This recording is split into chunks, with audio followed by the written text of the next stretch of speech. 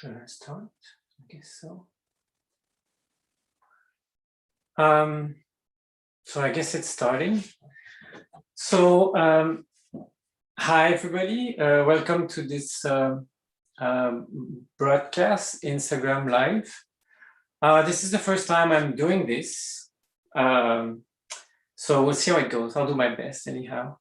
I'm here to present you this new book, the book called Factory Summer. It just came out today. Well, this is the launching actually. And I'm talking to you from the south of France in Montpellier, where it's really warm right now. And it's really quiet in the city of Montpellier because there's a football game, an important one. And the whole town is kind of waiting to start the match or something like that. So to start, should I run that?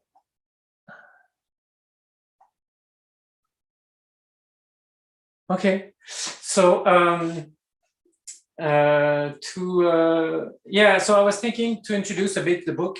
I'll show you the way I work with the paper and all that.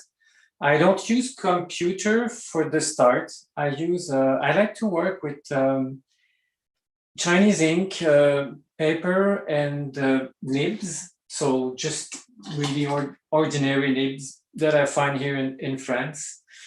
There are two models. I think these are Japanese actually, but I keep changing from nibs to nibs and I don't really mind if they change a bit.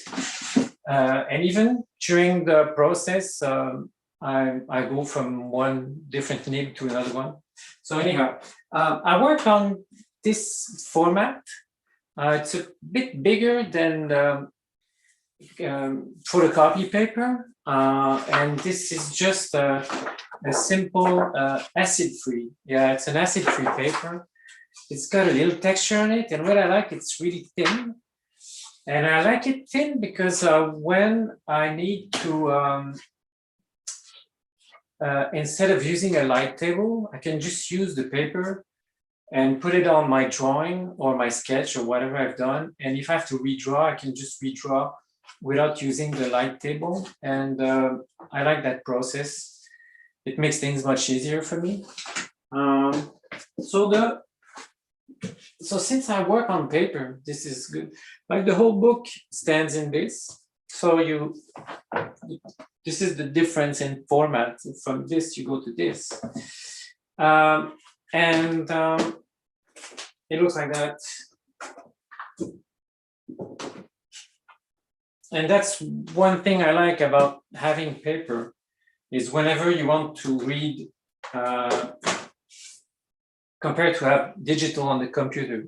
Whenever I remember when I was working on the book, I was thinking after a week or two working on different pages, I would read the whole thing from start. And that's what I like, because when you have all the paper, you just open it like a book and you start with the first page and you read it very easily. And I like that. So the actual drawings look like that. Yeah, it's upside down. And let's see the first page.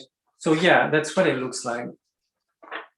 And if I close that up, yep. So that's just an ink on paper drawing. And after that, of course, I'm going to scan the whole thing. And from that, I will use it on computer and do the black and white shades and just the small color I've used on this on this book, since there were just two colors, was not too complicated. So the early sketch looks like that. I don't have a lot of sketch for this book because the way I work is I have just two actually, and I have this because the way I work is directly on the paper. I don't have sketch lying around here and there. I just start with the page and I do a little sketch with crayon, pencil, and then I'm gonna ink and erase the whole thing on top of that. So I don't have like all full sketch paper of pages that I can have on one side, and on the other side I have the clean. Actually, the start of the work and the end of the work is on one page like that. So it's actually quite clean at the end of the day. The way I work usually, if I'm on a good day, is in the morning I will start do the writing, which takes sometimes half the day or at least the beginning of the morning. And from that, I know at the end, it's like at noon, I know where the texts are going to be and what the texts are going to be. And I spend the afternoon doing the drawing. And if I have time, scan and try to do it in color. So if I do a big day of work, I do one page, which is very convenient because every day you do one page. So it's kind of a situation where you're a slow reader, that you turn a page every day and you know that, on Monday you've done this and this and this. So you have a good feeling of the book since it's one page a day. And I like that rhythm.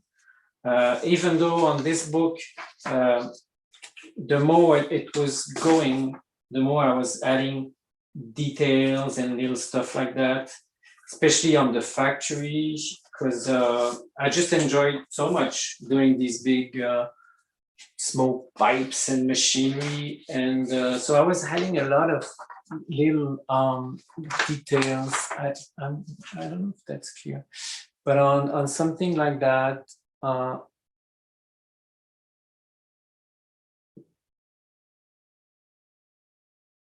yeah, and that's actually why I wanted to do that book. Well, that's one of the reasons.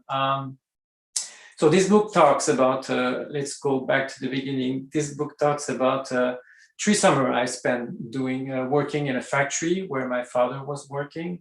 And I was very young, I was 16, 17, and 18 for these 3 summers. And I had these memories that were very vivid of that time, I guess because at that time when you're 17, it was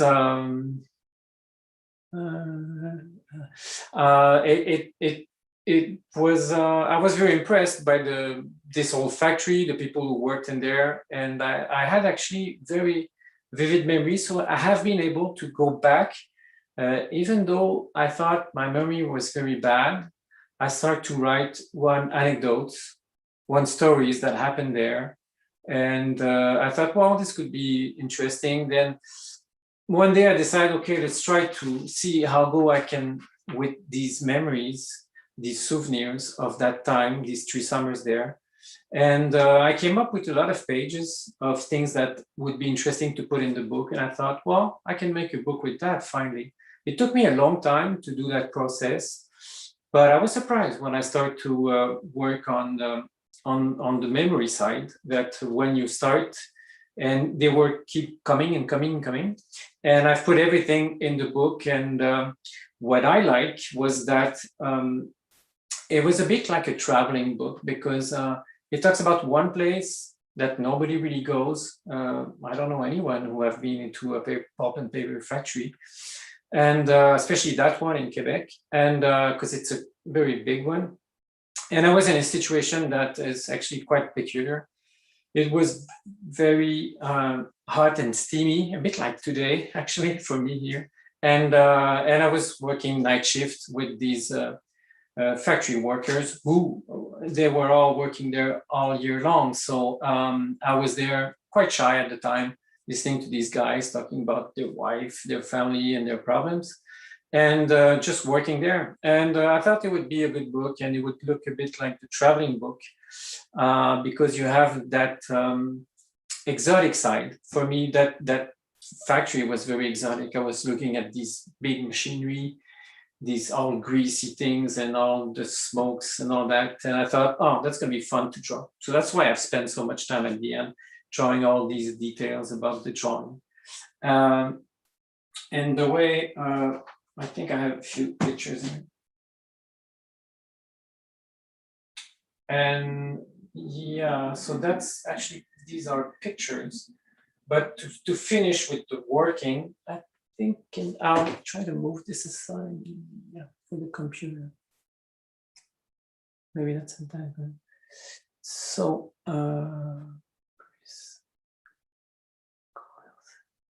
yes. Yeah, sorry. So this is how it goes when when I scanned the drawing, it looked like that. Black and white, simply, very simple. And I would then easily do all the shading afterwards. This is the gray, and sometimes over the gray, I would add shadow like this, bits here and there. And since it was just like a two-color thing, I would add the color at the end, just to spice it up, put a little detail here and there. And for me, it was enough. I like the drawings to be very simple. I like the text to be very simple. So whenever I have to put color on a drawing, I like it the same way. So I wanted to keep the whole thing very simple, so you can look at a page and understand what happens very easily. So that's how it worked for me. So from what I've understand of this Instagram live system, you can ask questions and I'll try to answer as much as I can while we're doing that. So yeah, in that factory, of course, for me, it was interesting for the work because I was there for 3 summers, making money for my time where I've studied animation in Ontario, which was good. And as I've been able to work in that factory because my father worked there. He actually worked there for most of his life. I think he worked there for 35 years, something, no more. Anyhow, so and in the factory they would take first sons of employees of the factory. So I've been able to work there, make enough money, not for my study, and I've been able to see my father where he was working for the first time, and that's what I describe in the book. I didn't want to spend too much time on everything that was outside the factory. My first subject is the factory. So I wanted to explain how it worked, the kind of work I was doing there, and the workers, the people that I've met there that I remember. There was all sorts of people, and this was a lot of fun to portray them. And I've been in contact with a few of them after publishing it in French, and it's fun because we've been on the phone and discussing about things that changed a lot now, because I talk about that factory I was there in 1987, something like that. So now the security is very different and things have changed a lot. So for the process, I guess that's the way I work. And some of these drawings, so it's a very simple process, since I use my notes just like my traveling books, because when I work on my traveling books, I have these notes that I take while I go in Jerusalem or in Burma, and I take notes every day. And then when I come back home, I read these notes and I think, well, okay, this is funny. I can put that in a book, and this is funny, and this is interesting, this is weird, and I put all that together. That makes a book. For that book was a bit different. The process was different because I had to first go back to my memories and think, okay, what was interesting, and oh yeah, this was happening. And then I started to write, and I had like 3 pages of stuff that I want to put in the book. And it worked a bit like my notes because I was reading them. I don't write the whole book in advance because it's actually quite boring that everything is finished and then you have to go and then to do the whole process. So I like to go 1 page at a time, basically. So I start with the beginning with getting the job and all that, and I do the comic as it goes page by page, and it's much more fun because on Monday I go and I say, well, okay, this is done, and oh yeah, I want to talk about that, and I know, well, it's going to be 3, 5, 4 pages, and then I start to work, and it's kind of, I don't know, it's kind of new every day. I don't know what I'm going to do 2 days after or 3 days after, when I'm going to have finished talking about that little story, that little anecdotes, and I just keep going. And it's much more fun to work like that, actually. I see there's a question. I'll try that. So can you tell us about your, I should put my journaling or sketchbook process. Do you make notes or sketches daily? Do you have an ongoing book or many books for different reasons? There's a few questions in that. So can you tell us about your sketchbook process? Doing sketchbook, like drawings, I do that when I'm off working on my comic books, because when I draw all day long, I don't go outside and draw in sketches. I like doing sketch, but I have to be in a situation where, well, I see different things. So that's why when I'm traveling, I like to do sketches. When I was in Jerusalem, I didn't have a lot of time for myself, because I had to take care of the kids, and there was so I had just an afternoon or one day, and I would go in the old city, and of course it's a nice place to draw. I mean, everything is interesting in that city to draw, so that was easy. But I don't do sketch all the time. I like to take breaks and then go back and do, because when I keep sketching, I kind of do the same thing after a while. And if I stop for 6 months and I just forget about that, well, I'm going to buy another sketchbook at different size, and I want to try something else because I'm in a different mood. And I like that, because when I see sometimes some old sketchbook, I think, oh, I've tried that technique at the time, so that's interesting. But I like to I like to change, because you look at your drawing, you say, I'd like to try something else. But that's something every people that draws feel. You look at your drawing and you want to draw it differently. And the people that draw the way you'd like to draw, they want to draw it differently as well. So it's always like that. But I don't have an ongoing book. It's just when I go on holiday, or when I have a special topic that I want to draw about, then I'm going to do something on sketchbooks. Yeah. I might have one over there. Let's see. Let's see if I have a few sketchbooks here. Oh, sorry, I'm here. Yeah, I have a little sketchbook here. So this one was funny because it's you can open it wide like that. So that's in. So oh yeah, they have a little garden here in Montpellier that they want to keep. Because there was something, well, so it's an association. We want to keep that garden, and they want to have drawings to make postcards and make money, to keep that garden in the city the way it is, and not have it changed. So I did just a few drawings for them, and I don't know if they use it. Oh, that was so yeah, this one is from one place that was in Lebanon. I had the chance to go in Lebanon, and work with the art people, people that do fine arts, and we had a day together.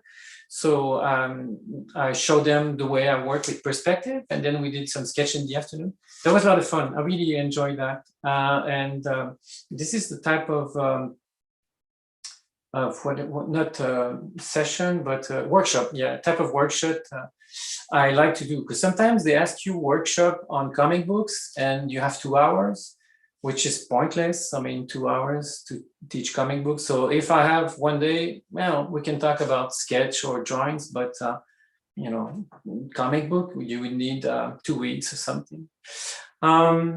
What else? Given that you write as you go, how do you know when you're done? Yeah, that's a good question. It's, well, for the writing, it's a fun process, writing, but it's I wouldn't be able to do it all day long. because writing, it takes a lot of energy, and you cannot listen to music or podcast when you write. But you can do that when you do drawings or color. So writing in the morning, it's good, and I keep changing. I write on paper. I don't write on computer. I don't feel like that, and the writing is on one paper, and I said, okay, I have to say this, and you keep reading the sentence. It has to sound good. I mean, the feeling of the sentence, and it has to be very concentrated. The comic book is a very concise and simple media, because on one page you have you have 10 sentences, that's it, or 8 maximum. So they have to be good. So you just concentrate the whole thing. It's like if you are, twisting the juice and you have just a few basic, just the basic thing you want to explain or to convey or whatever. And you know that it's finished when they all sound good and you have expressed what you want to express, which sometimes can take half a day for just a few, like 6-7 sentences you have to do in that paper, in that page. Yeah. I noticed you use A5 as paper size. Do you submit in that size to D&Q? No, actually, it's not A5. I mean, this is A4. I mean, this is a bit bigger. This is, it's actually between A3 and A4. So it's actually 32 centimeter by 24. It's what they write on this thing. They say it's called 2432 in French, but I don't do that size anymore. So now I work on the bigger size, which is okay. But I've been working for a long time on photocopy paper, which was too small, but at the time I didn't really know. And I did all of Shenzhen and Pyongyang on photocopy paper. Very bad quality. They're going to turn yellow at some point, but I don't have to submit the format to D&Q. I do the format and even the number of pages, basically. Well, the book was already done in French, but from one publisher to the other one, especially independent comic books like that. You do the number of pages you need, and then at the end you kind of judge if you had a few one for the presentation, just for having a number of pages for the printing stuff. But basically, you do whatever you want, and when you're finished, the book is finished. It's a lot of freedom, and it's the only way it can be to do a story. And you cannot say, well, I have to finish in 2 pages if you need 10. That would be very strange. Writing my thesis on comic and activism. Can you explain why you prefer comics to books? Well, I wouldn't say I prefer comics to books, actually. They're just different lectures. I mean, that's what I teach to my children. They read comic books, but they read novels as well. So by books, if you mean novels, I mean, I read a lot of novels, and I think I get influenced by novels as much as I get influenced by films. Films, it's obvious that comic book people get influenced by that, but everybody has to watch Hitchcock when they're young, and they make comics, and they think, you can explain stuff by showing this and this, and it's a good way to learn angles and that. But for novels, I've read, especially one French author I really like. It's called Echnoz. I've read his books, and I thought, oh yeah, you can tell a story like that. It's interesting. And I was thinking, would you be able to do that in a comic book? And then you think, yeah, I think it's possible. And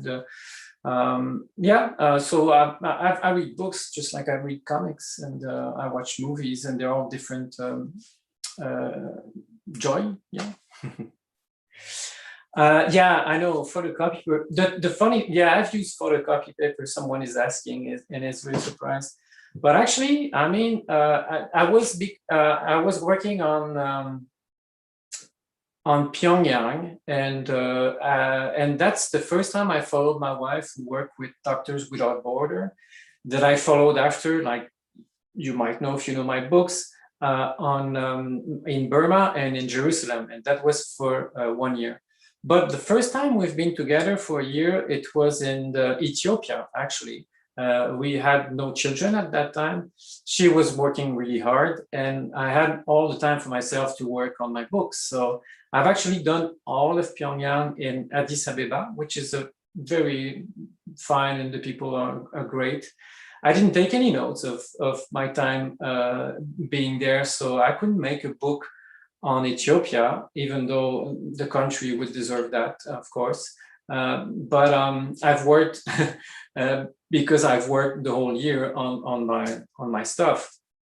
So anyhow, the only thing I could find over there was photocopy paper. So I thought, well, I'm going to use the grade A photocopy paper and hope for the best. But it's still actually not yellow, and I've done an exhibition last weekend, and they're still in good shape. Yeah. So what do I have as a question? I love your observations. Thanks. In your travel books, have you received feedback on them in those countries? Yeah, I've received a few of them. I guess if they're translate in the country that I talk about, like I've had a translation. Let's start with the first one, Shenzhen, the one who talks about China.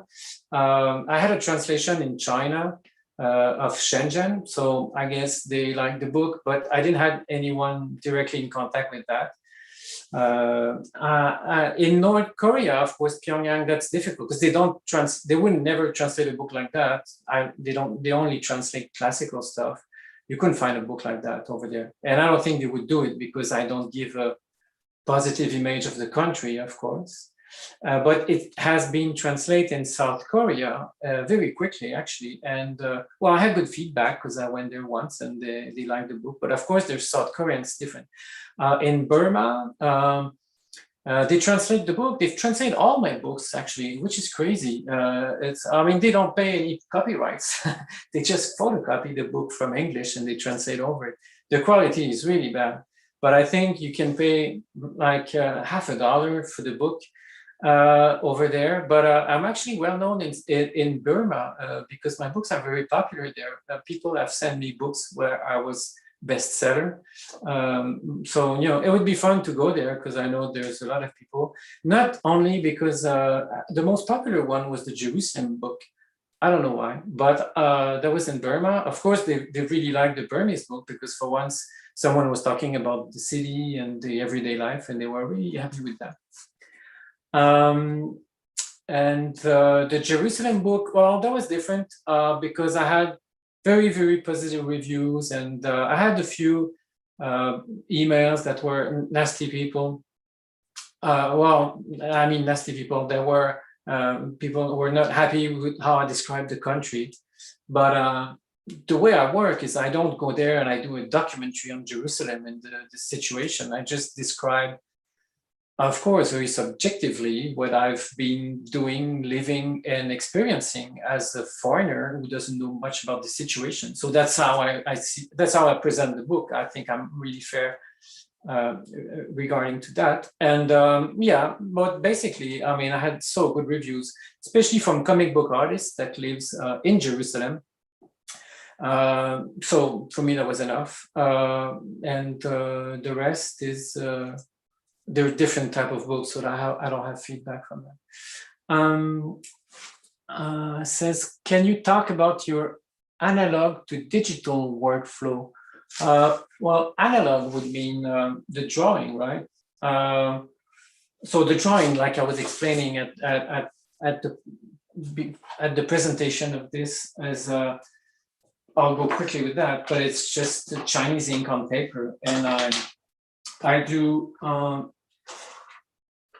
do the sketch directly on my page. I don't spend time using light table because these drawings are they're not they're graphic, they're kind of simple. So the sketch are gonna look like that, and I'm gonna I'm gonna ink the whole thing right after that, and erase the whole process at the end. That's why I don't have like sketch and ink, because they're all on one page, and then I just erase the whole thing. And at the end, well, you have just the ink was very, very clean.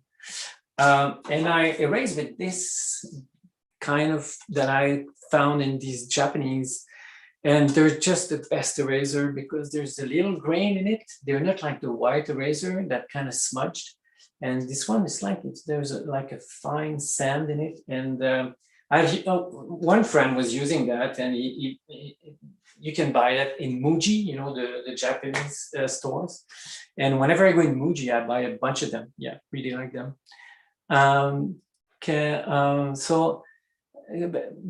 But says, do you draw all on paper and that scan and make the color process digital?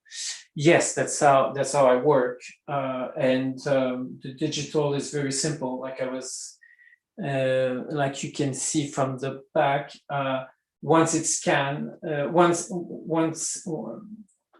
it is scanned, now I work with that program that is Paint Clip Studio. It's kind of a Japanese program, but to work with the color, it works beautifully and very, very fast. So I do the black and white on one level, and then I'm gonna add shadows on another level. And then the very simple color I've used on this one, which was just orange. And I've used orange because I thought I would do the book in black and white, Factory Summer. But then I tried a few colors to see how, because whenever I see a book in black and white, I want to see what it looks like on the inside. And I think that's my favorite way of working with comic books. I really like books like that. So I've tried a few colors, and of course it's inside the very steamy and hot place. Well, orange is the best color to show that, to depict that. And it has a little vintage look to it, because I remember reading these old Mickey Mouse magazine, and there was one page in color and one page was in just black and orange. And for me, it's kind of from the past. And since this book was actually from my youth, teenager time, I thought, no, it looks okay. So I did a few tests and they look all right, so check.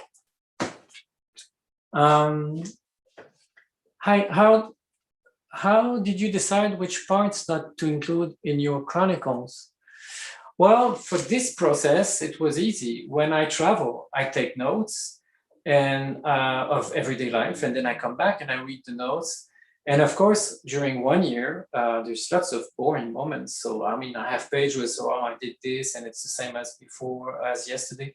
So I take out a lot of things. But Factory Summer was based on my memory, on the memories I had of that time. And actually, the memories you have of a situation like 35 years before, it's only the interesting moments that is left in your memory.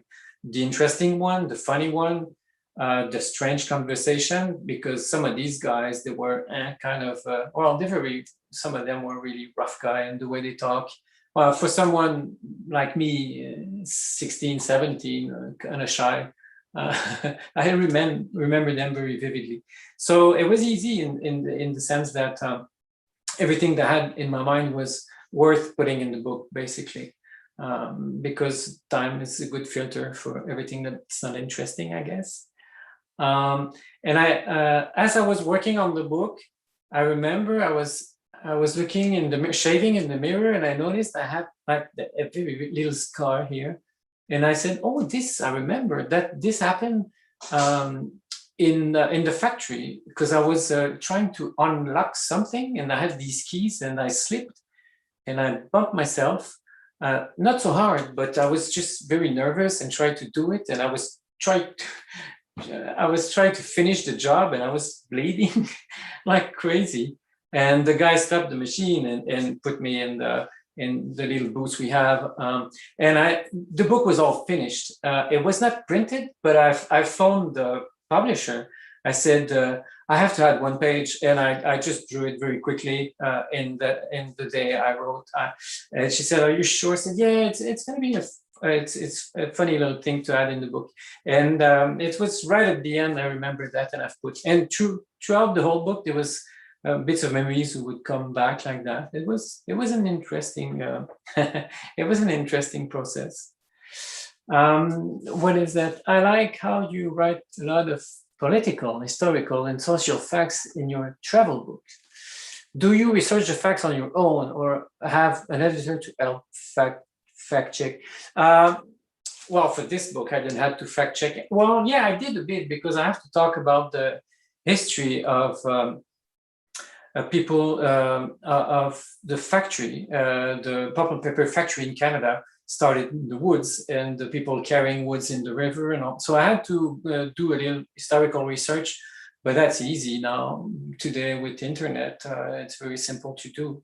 When I was doing more political stuff, like of course Jerusalem and even Pyongyang, yeah, I would try to cross check everything, make sure that the number I put is correct, or it's actually in the middle between all the numbers you get. And yeah, and whenever I was doing that, I would feel like a real journalist. But most of the time, when I do my books, I don't feel like a journalist. I feel like someone who writes a long postcard and explain what he has experienced. And it's a bit what I have in that factory summer book too. It's explaining what I've done working, like we all have done summer jobs, but mine was in that pulp and paper factory, which is a very Canadian things to do, I guess, to discover how it works, because it's such an antique, and it goes beyond I mean, you have the fur in Canada, and you have the wood and the pulp and paper. That's the second, and it was one of the biggest factory in Canada at one time. And when I was in that factory, there was 1,200 people working there, and now it's 600. A lot of them has closed down. So I'm happy to do a book about that, because one day, I mean, maybe they're just all going to disappear. But there's going to be always paper. But I mean, the one that do newspapers, like I was doing, maybe they're going to disappear one day. So I'm glad I've done a book that talks about that time and that kind of culture and factory. What else? I feel like I know him. Okay, this guy, it's not really a question. He says, I feel like I know him. He talks about me, which is funny because, well, I guess so, because we've been traveling. If you've read my previous books, I mean, we've been traveling together in China, North Korea, and Burma, in Jerusalem. And whenever I do these books now, since I know I'm going to have readers, which I didn't know, or I was not very concerned when I was doing my first books. Now I know that I have people who are going to read books. And then you write differently, I think. Yeah, and it's interesting. But I like that feeling that I have the impression that I have the readers with me, and I'm like a guide or whatever, and I say, okay, let's come. We're going to go in that little place between there in Jerusalem that I've seen, and wow, I think this is great. Because when I discover something where I understand how some things work, like in the factory, I explain all these big cranes work. So I think that's interesting, and I have la faiblesse, the weakness to think that everybody's going to think it's interesting, so I do books about it. So so far it worked. Okay, thanks. It's been 40 minutes. I guess if you have, we're gonna stop with that. It's time to wrap up, like we say in English. Yeah, I've done a quick presentation, talk about the book. Yeah, I guess it's going to be time for me to go and watch France against Germany playing football. So thanks to all of you. I don't know how much of you are watching this, but it was interesting to do that. That was my first time. I hope you've enjoyed it. And I have a blog where I do put stuff about the book, about the making of, and all stuff like that. So you can always consult that. It's kind of an archive for me where I put all my things, and I like to add stuff about the books because I know myself when I like a book, I like to go on the website of the writer and see if he has put more stuff, especially for comic books, because you can always add more drawings or sketch or process, workflow, and stuff like that. So thanks again. Have a good evening, and I hope you're gonna enjoy that last one, Factory Summer. It's a good book for.